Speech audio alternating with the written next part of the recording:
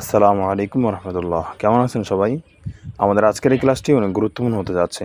এজন্য সবাইকে মনোযোগ সহকারে দেখার জন্য বিশেষভাবে অনুরোধ করছি, বিশেষ করে বিগিনারদের জন্য। Let's get start. আপনার প্রত্যেকটা ডিজাইনকে প্রফেশনাল করতে চান, কিন্তু সঠিক কালার কম্বিনেশন খুঁজে পাচ্ছেন না, তাই না? ডিজাইনে কালারের সঠিক ব্যবহার আপনার কাজকে করে তুলতে পারে আরও আকর্ষণীয়। আজকের এই ভিডিওতে আমরা শিখব colour theory and selection the right colour, অর্থাৎ কিভাবে সঠিক কালার নির্বাচন করা যায় এবং পিক্সেল ল্যাবে কালার টুলসের কাজ কি। এবং আজকের এই ভিডিওতে আপনাদের জন্য রয়েছে দুটি বোনাস টিপস। তো চলুন কথা না বাড়িয়ে শুরু করা যাক। প্রথমে আমরা শিখব কালার থিওরি কি।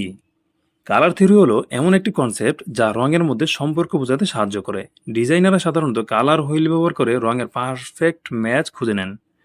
মূলত তিন ধরনের কালার থাকে: প্রাইমারি কালার লাল, নীল, হলুদ; সেকেন্ডারি কালার প্রাইমারি কালার মিশিয়ে তৈরি হয়, যেমন কমলা, সবুজ, বেগুনি; টারশিয়ারি কালার প্রাইমারি ও সেকেন্ডারি কালার মিশিয়ে আরও নতুন শেড তৈরি হয়, যেমন আপনারা স্ক্রিনে যেগুলোতে টি লেখা দেখতে পাচ্ছেন